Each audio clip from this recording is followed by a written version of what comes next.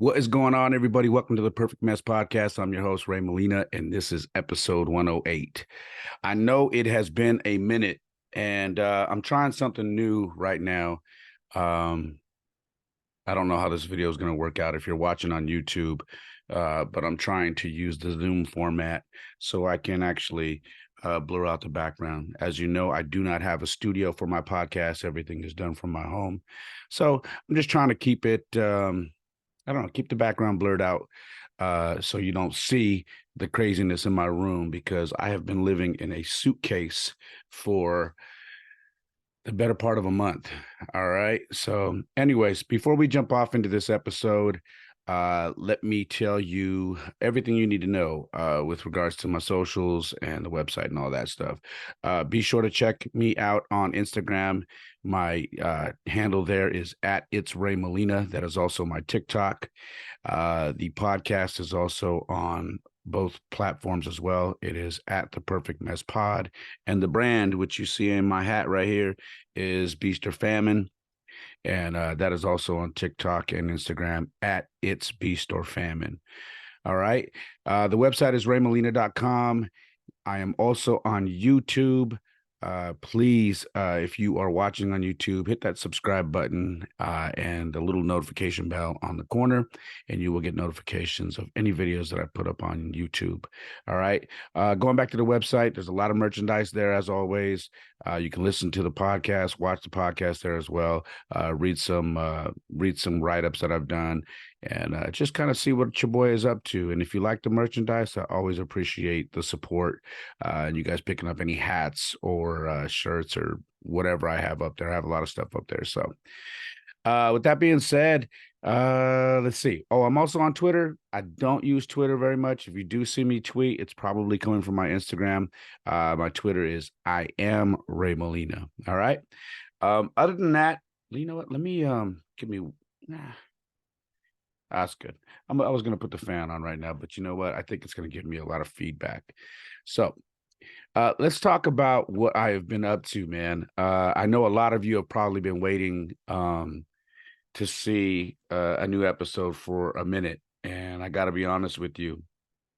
Uh, I have wanted to do one, but there's been so much stuff going on recently that I figured I should wait, you know? And with that being said, this is the episode that I've been waiting to do. I have been in San Diego.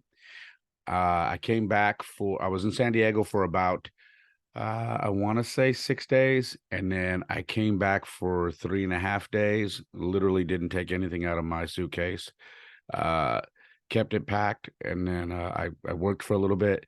And then I was off on a journey to Branson, Missouri, for my kids' baseball tournament out there. And I was there for about 10 days. It felt like longer. But it was great. Both of these trips that I took were for baseball. My kids play travel ball, and this was their first time traveling outside of the Bay Area to compete against teams from all over, and they did quite well, man. I'm very proud of them, and I got to tell you, man, this I'm playing catch up. Let's be honest here. I'm playing catch up. I don't make a whole lot of money, so trust me when I tell you that travel ball costs a pretty penny. All right. And thank God I've got other ways I can help out and give back to my travel ball organization because it's definitely something that I wouldn't be able to afford. Uh, like most people. I know there's a lot of travel ball teams, but a lot of people don't play travel ball because they can't afford it. And I got to tell you, without moms, without the skills that I have to help out here and there, it would be tough. So we have made sacrifices to make sure that our kids are are having the best experiences while they're young and creating dreams and whatnot. I mean, excuse me, creating memories and whatnot for themselves as they're growing up. And I think that's important. Sorry, give me 1 second. Um, I think it's important because I was just telling someone tonight in my men's group that um, I remember going on a football a trip to Las Vegas. I'm sorry if I sound distracted. I am trying to fix my clock right here. Okay, cool.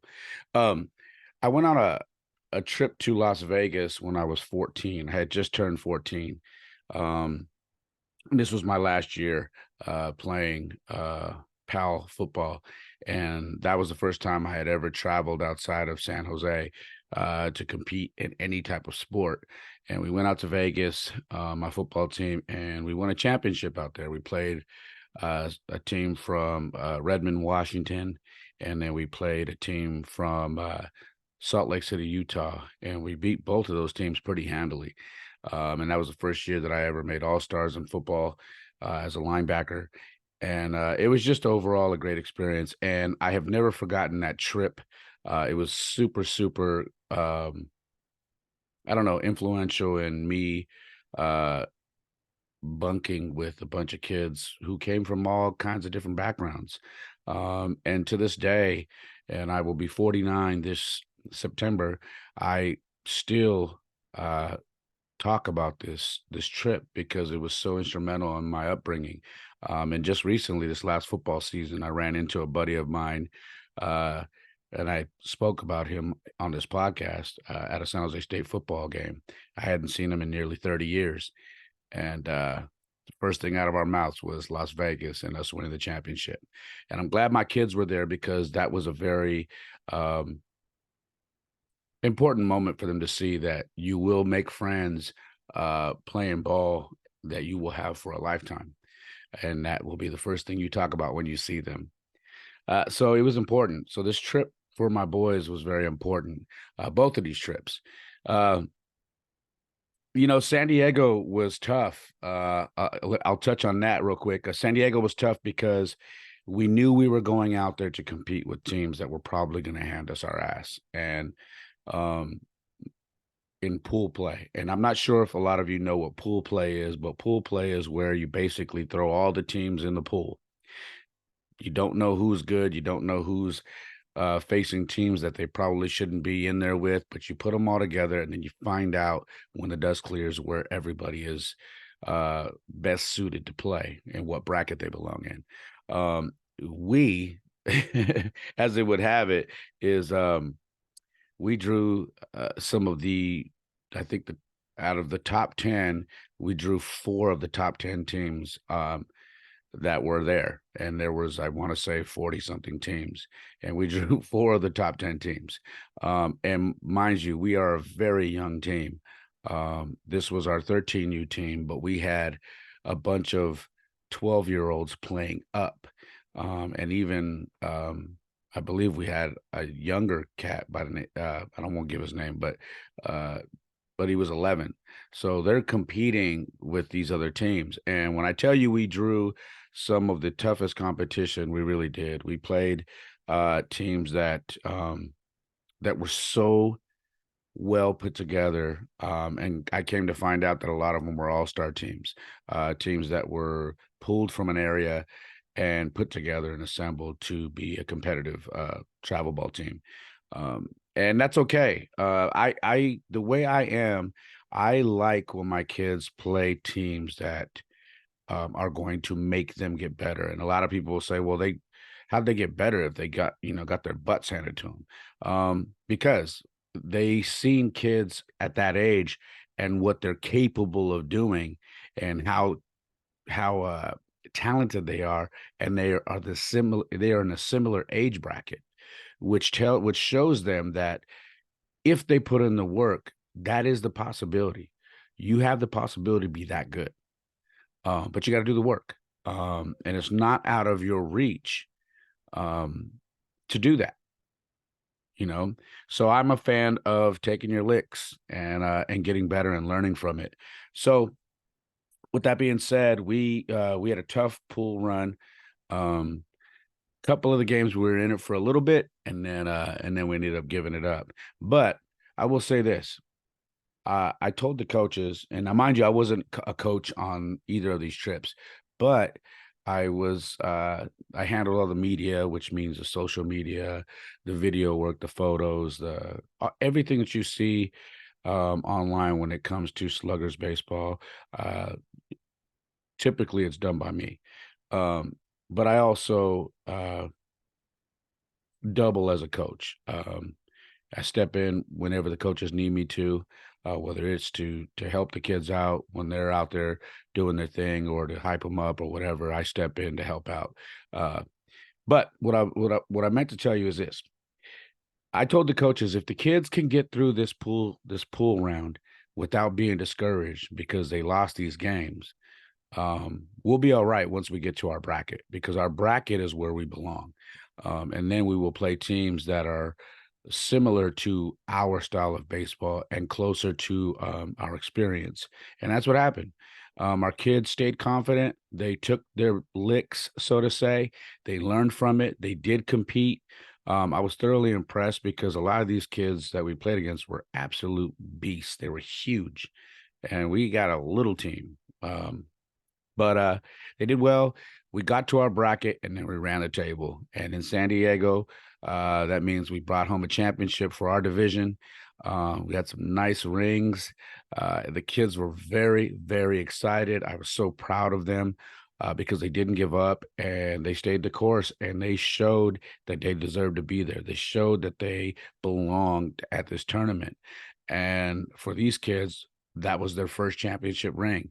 And it was a big deal for them. And I'd be lying if I didn't say it was a big deal for me as well being there because it was special. I seen the kids gel together when we were out there. Not just on the baseball field, but at the hotel, at the swimming pool, hanging out at night while the adults were, doing what adults do, after games, hanging out, having a few drinks, eating, talking, um, talking about the dreams for our kids and what we want to do with them and what schools they will be going to and all these different things.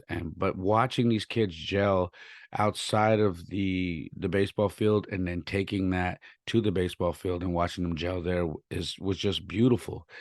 Uh, and I couldn't have been more happier, man. It was a trip that was not only good for them, but it was good for me, and I'm sure it was good for their mom as well. Um, we bonded with the other families, we bonded with the kids. There was just so much that was going on that brought us all together. And I need to, I should have had it, but I'm gonna if you go to my Instagram, I have a I have a ring on there. All right. And you know what? I'll just pull up my Instagram right now. I was gonna try and run and go find my ring, but I want to show you. I'll show you my Instagram. Um, this is the ring that we got, and if I can find it, if I can find it. Anyways, well, if you can see, hold on. If you can see that right now, is it gonna work? I don't think so. Maybe. All right. Well, I don't know if that's gonna work on the screen, but we got a nice ring for the NCS championship. Um, and very very heavy, very I don't know, very blingy. And I'd be lying if I said I didn't floss mine for a bit. I was very proud of my kids and the other kids, and I just wanted to make sure that I was putting some smile on their faces because I was cracking jokes and you know pointing like, "Oh, you want me to go over there?" And I had the ring on my finger and doing all that. So, anyways, I think the kids had fun with it. But you know, that was a good way to start this month of nothing but baseball was winning a championship. So we got that out of the way.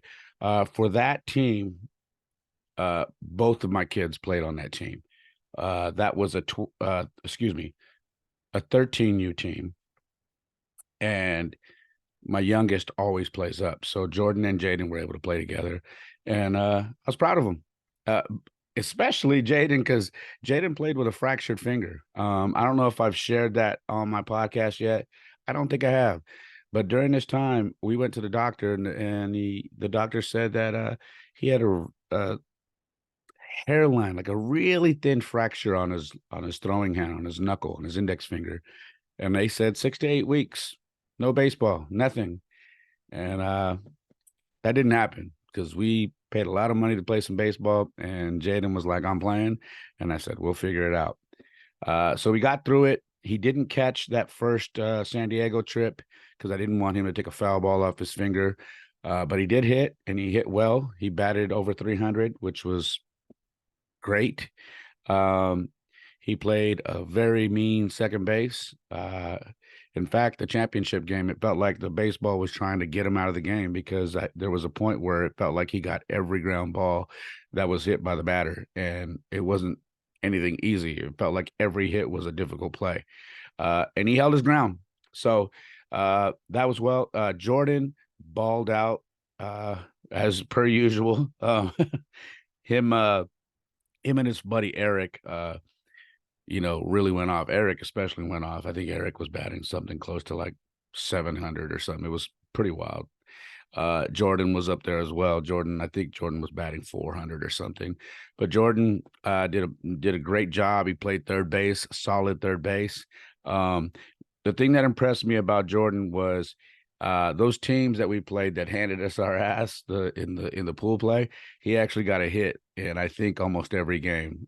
So it showed me that he could compete with these guys, and I was very impressed with that. We did have some trips. We went out to I believe it's called the Batter's Box in San Diego, the batting cages. Awesome place. If you go to San Diego, I highly suggest that you check that out. If I got that wrong, forgive me, but it is. Let me pull that up. I want to make sure that I plugged in because they took care of us out there. Batters. It is Batters Box, the Batters Box, San Diego. So if you're ever in San Diego and you're there for baseball, I would highly suggest that you check out the Batters Box in San Diego.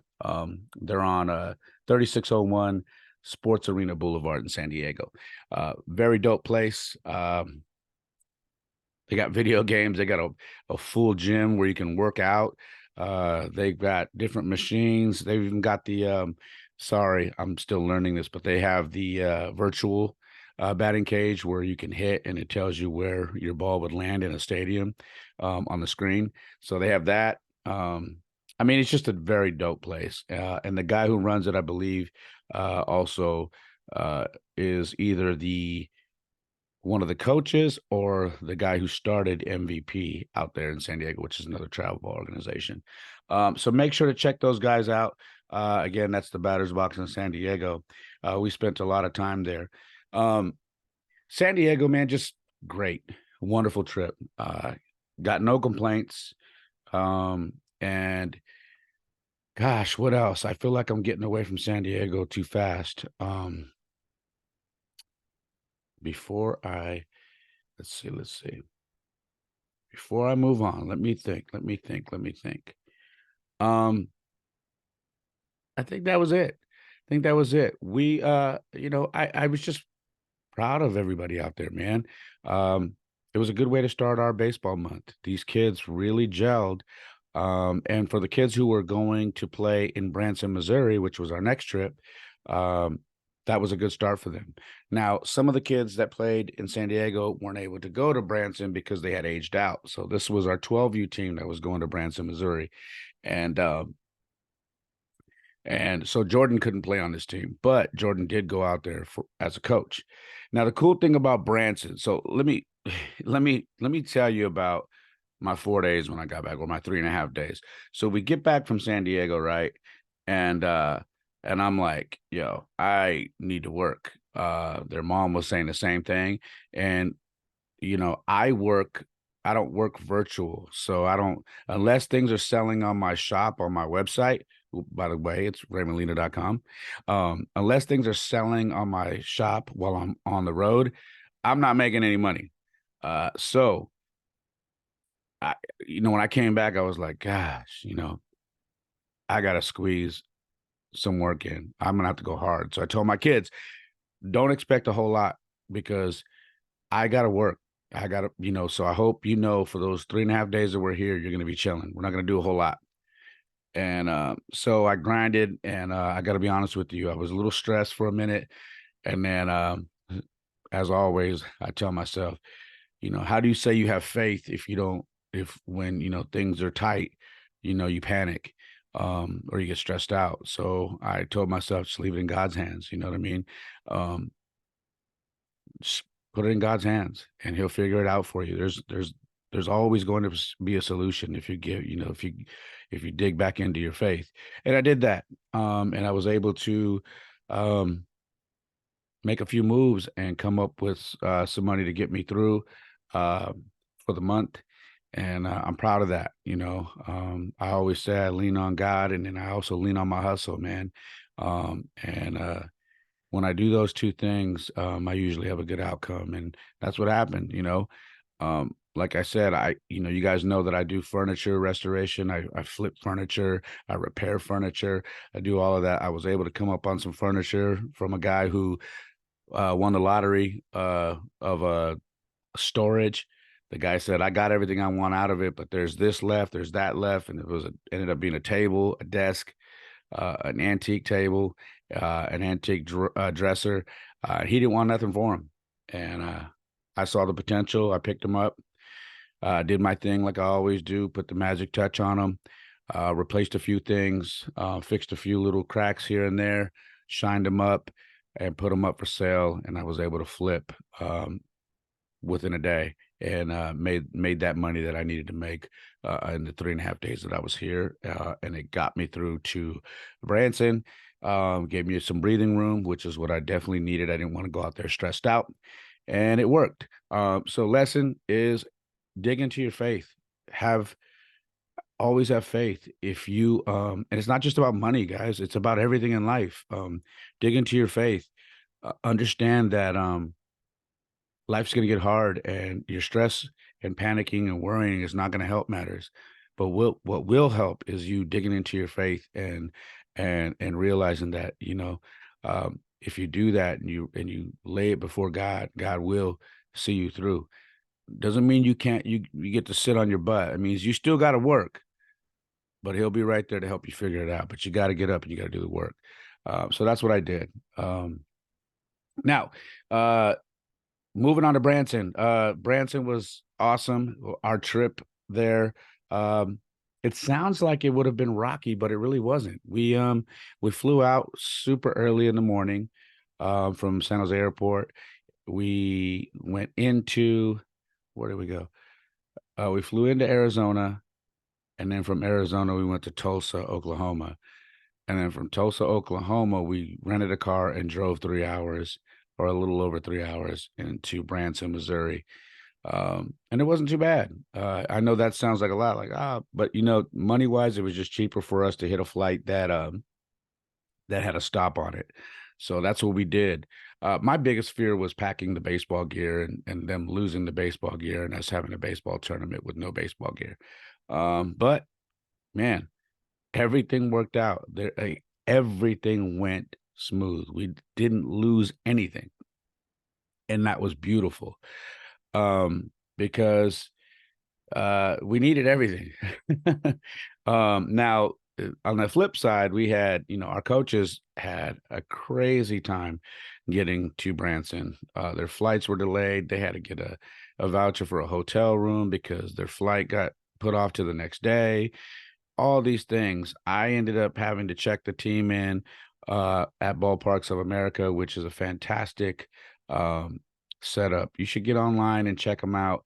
If you play baseball, if your kids play travel ball, you may want to talk to your travel ball organization. Or if you are a travel ball organization who's looking to try something different, check out Ballparks of America. It's awesome. They have replica stadiums there for the kids. So uh, they had Boston, Fenway, they had Brooklyn, they had Kansas City, they had St. Louis. Um, who else? They had I think Chicago. They just had a lot of fields. It was awesome. And So anyways, I had to go there and check the kids in, and make sure that we got our badges because there's badges to get in. They had dorms. Believe it or not, they had dorms. This was how wild this was. So they had dorms there with lockers that had looked like Major League Baseball lockers that had their name badges, had their new jerseys there hanging in there. It was absolutely amazing. Something that I was very envious about because I wished that when I was a kid we had that available and we didn't. So I told my kids, man, soak it up because this is a beautiful thing. You guys are about to have the time of your life here. Um, and so we checked the kids in. Uh, the first night, prior to that, the kids stayed with us, and then for the rest of the trip there, they were staying in the barracks, with the coaches. So think about that. You got 12, I believe we had 12 boys and then two coaches there. The coaches had their hands full, but the kids had a blast. Um, playing music, hanging out with all the other teams from all over the place. All the barracks had all different teams from all over. They were always outside at night, running around on the baseball fields, making friends. They gave all the teams little buttons for their team. So we had each kid had, I believe, 20 pins. So you figure 20 per 12. That's a lot of pins. Anyways, what you had to do with those pins was go around and try to collect the other team's pins. You would give them one of yours, and then they would give you one of theirs. So that's what they did. So they were collecting pins, and that was pretty awesome. Um, I gotta say, man, the look on these kids' face when they saw their lockers, I mean, the lockers with their jerseys, their name tags, their number, uh, they felt like real ball players, and it was priceless. It was great to watch. Not just on my kids' faces, but on all the kids' faces. You could just tell that they were loving it and enjoying it.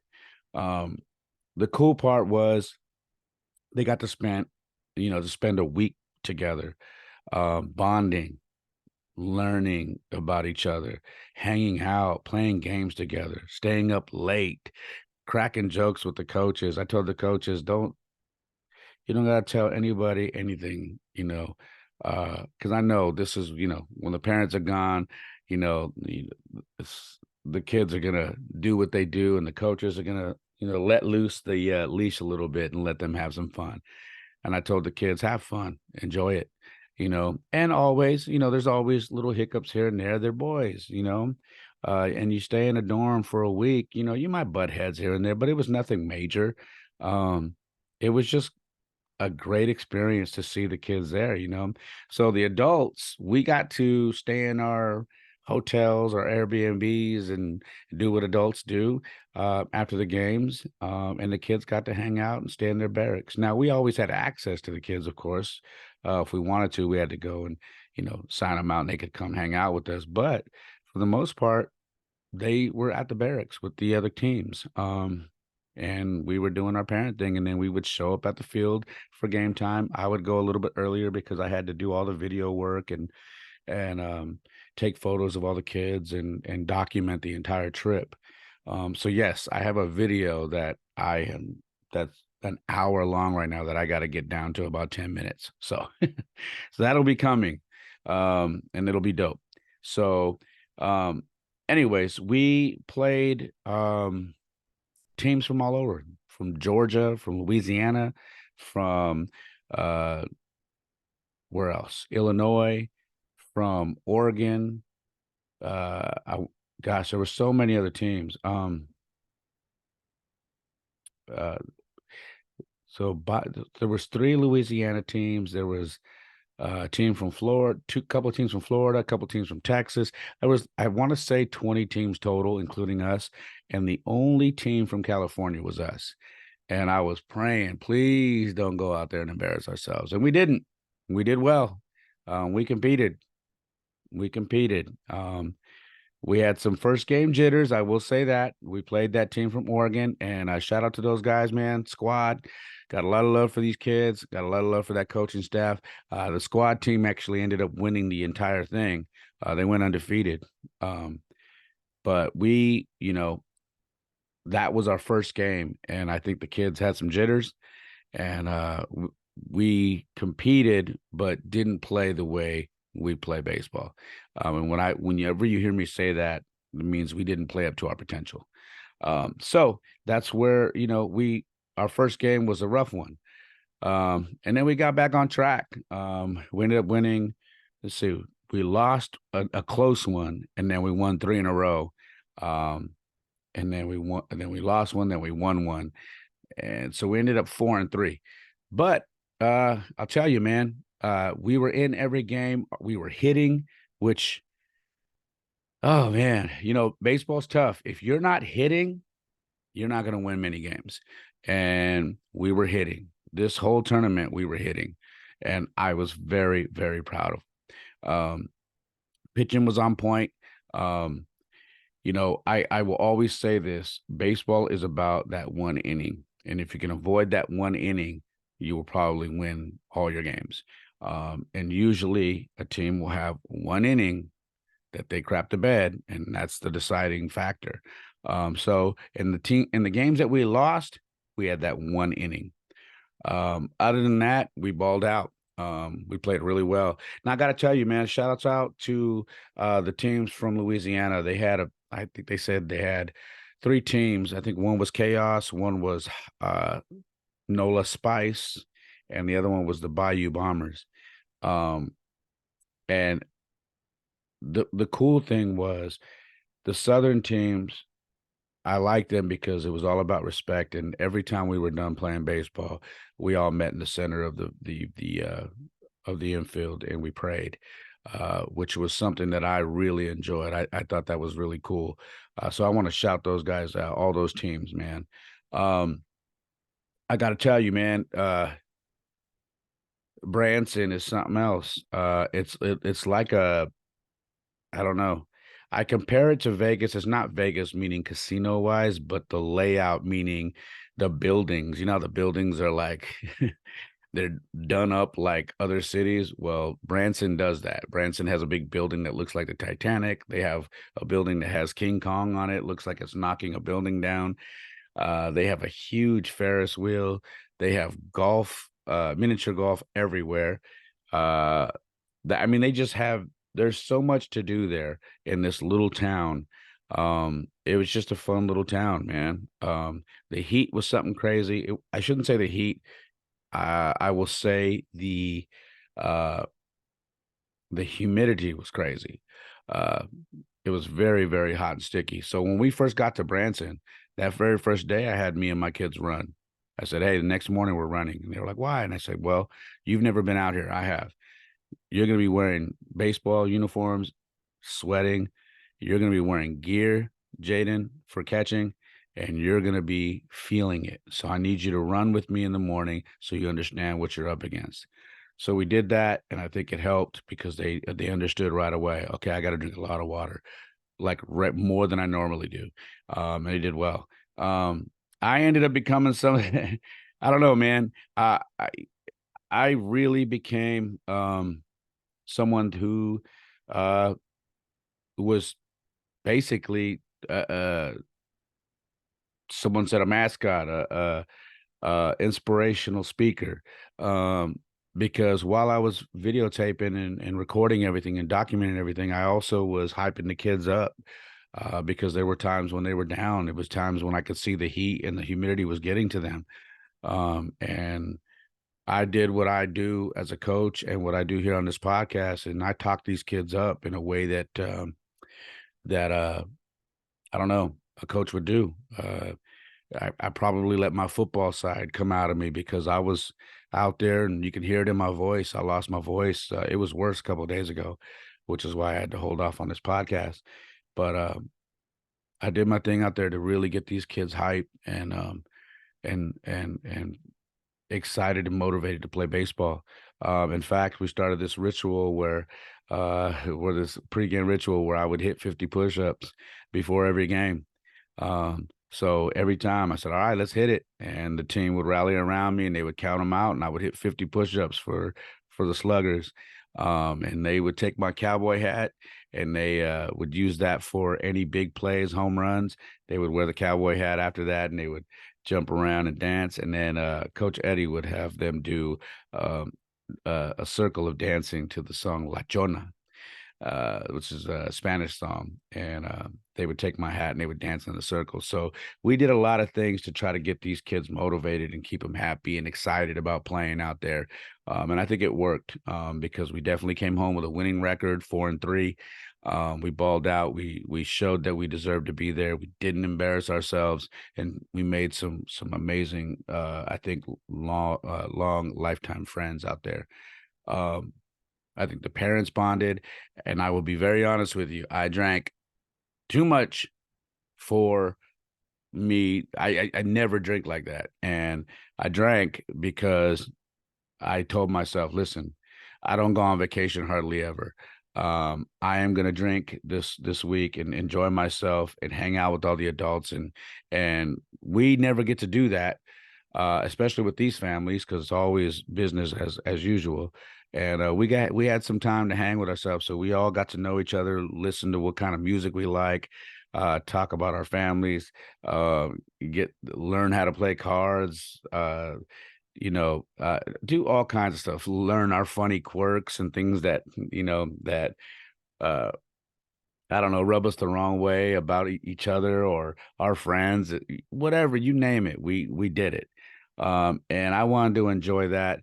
And I'm not saying that you can't enjoy that stuff sober, but I never drink heavily. I don't have an alcohol problem, and I felt comfortable with knowing that I was going to go into this month of baseball and bond with these families, and I wanted to make sure that I bonded with the dads. And I don't really smoke. They were doing cigars every now and then, but I didn't do cigars. But I definitely, partook in some new drinks. So, definitely did some whiskey. I had some cut water. Never heard of cut water before. I had some moonshine. I've had some moonshine before, but this was really good moonshine that I had out there. So I wanted to partake in all the local alcohol, um, kind of see what they had. Uh, I partook in a lot of stuff and really enjoyed myself. You know, uh, the last game that we lost to knock us out of the playoffs, um, a magical moment was at the very end of the game. Um, the head coach Eddie, manager Antoine, and me, the three of us, were in tears. Not because we were sad, but because we are so passionate about baseball and we're passionate about these kids being able to play. And you could see it. And the three of us hugged each other and said, "Man, this was hell, this is a hell of an experience." And we were happy about that. And we knew that uh I don't know, we knew that we did something great for these kids because they're never gonna forget it. One of the parents, as I was walking away, said, "You should really become an inspirational speaker, because what you did over there with those kids was amazing." And that stuck with me, um, you know, because I had heard a few things from the umpires, from other coaches, that were very uplifting to me. So when I tell you that this episode is called, Old Man, New Road, um, I'm gonna build on all of that. This is what, like I always say, this is why I'm doing my podcast. Um, and I want to build on that. I want to build because that's something that I had always told myself I want to do. Was I want to inspire people. I want to uplift people, and I want to use my life story to do that. And that's what I do with this podcast. And God willing, it will turn into something like that. Um, the funniest part probably of the trip was, uh, the Oregon team was playing one of the Southern teams from Louisiana, and they were outnumbered. There was no, there was three different teams cheering for that Southern team, and Oregon had nobody besides their families. And I think there was a total of like 15 people over there. So I came out there, I was rocking my cowboy hat the whole trip, and I just started rooting for them because I wanted the championship to come back to the West Coast, and Oregon is the West Coast. And man, I ruffled some feathers, man. That I had some of these ladies from Louisiana flipping me off, saying "F you," and I wasn't doing nothing but cheering for the other team. But they didn't like it. And it was cool because after we were done, I guess I had made an impression because that team squad, asked me to come on down and meet all the parents and coaches and take a picture with their team. And I made sure to have my Slugger T-shirt on, and I went out there and showed those boys some love. And because that's what it's about. Yeah, we didn't win it, but I'm just glad that the kids from the West Coast brought it back home. And I got nothing but respect and love for all those other teams that were out there, because they always showed us love and respect. Other than that, man, it was a hell of a trip. Um, uh, I gotta share this one little story. I know I'm running out of time here because I'm doing this new video thing, and I think they only give me like 40 minutes. Anyways, we're walking out of the barracks one day, and one of these kids or there's three kids walking with a dad or a coach, I thought, and he walks away and he goes, "Hey, you guys have a good time. Be good, all right. I'll see you guys later." And one of the kids turns around and says, "All right, stay out of jail." he tells he tells the guy, the dad, and the dad turns around, he goes, "What? You put me on blast in front of everybody?" And we all started dying. And he goes, "Look, man," he goes, "sometimes you want to go back and see your family." And he says, "By the way, I can't promise you that I'm going to do that." And we were cracking up because it was a kid literally telling his dad, "Okay, we're going to be good, but you stay out of jail." So either he's just got out of jail or he's been there and done that before. But we thought that was super hilarious. And we got a kick out of that. Um, Man, aside from that, I am still waiting to hear. Like I told you guys, man, this entire trip, we're doing some great things with Sluggers. I'm actually going to be coming on as a coach there, to join their staff, to help grow this thing. And you know, God willing, I will have an opportunity to coach at my alma mater at my high school. I'm still holding out hope for that. Um, Waiting to hear back. I did get some great news today, though. One of the pastors at my church, Pastor Vic, is a really good friend of mine. He actually knows the guy over at the school, and he's like, "Oh yeah, that's a good buddy of mine. I know. I'll give him a call tomorrow." So I don't know, man. And what I told the pastor is this: I said, "I'd be lying if I didn't say that I wanted the job. But at the bottom line, I don't care who coaches. I just want the school to have a baseball team so my son can play, and so that these kids that go to that school have a baseball team. That's what it really, means. It's not about me; it's about the kids. Um, but I will say I do want the job. You know what I mean? I'll keep it real with you guys. So that's what we got going right now, man. I am back on my gym hype. If you noticed any of the videos I shared with you guys during these trips, I was training all these boys. I would take them to the gym. We would train. We hit the treadmill. We would do everything. And I took that very serious, and I love that the kids were looking forward to working out with me, because it showed that they have initiative to want to get better. So when I tell you, old man, new path, I found something. I found something on these two trips. I really did. And I'm just gonna try and build on it, man. Try to stay away from the negative thoughts, because when you come back home, man, you start thinking about the stuff that holds you down back home, and you forget your path. And I'm gonna try and make sure that I don't do that. Uh, I'm back on my two-a-days where I work out in the morning, and then I go back a second time and I do a 30-minute cardio workout. So back on that. Gonna get back to dropping episodes of the podcast, and doing my thing. All right. I hope you guys enjoyed this episode. Uh, I have a video I need to work on for these kids, so uh, stay tuned for that. If you don't follow Sluggers Ball Club on Instagram and you want to see what we do baseball wise, please do that. Sluggers Ball Club is the Instagram there. I run that account. So yeah, check it out. You'll enjoy it. There's a lot of cool stuff there. And if you have a kid that's looking for a travel ball team and you're in the Bay Area, look us up. You know what I mean? We're always looking for kids. We will be going to Reno in October to compete out there, so I'm excited about that. Both the divisions we have, I think our 13 and 14, you will be out there. All right. That's all I got, guys. I want to keep this short. I don't know if this video is going to cut me off here anytime soon, but before it does that, I just wanted to jump off here. All right. So again, my website is raymolina.com. My Instagram is at it's raymolina. The podcast is at the Perfect Mess Pod, and the brand on my hat is at it's Beast or Famine. I hope you enjoyed this episode. I will be back with a much more in-depth podcast here shortly. And I just want you guys to have a blessed day, blessed night, wherever you're at. All right. I love you guys. And like I always say, my life isn't perfect. Oftentimes it is a mess.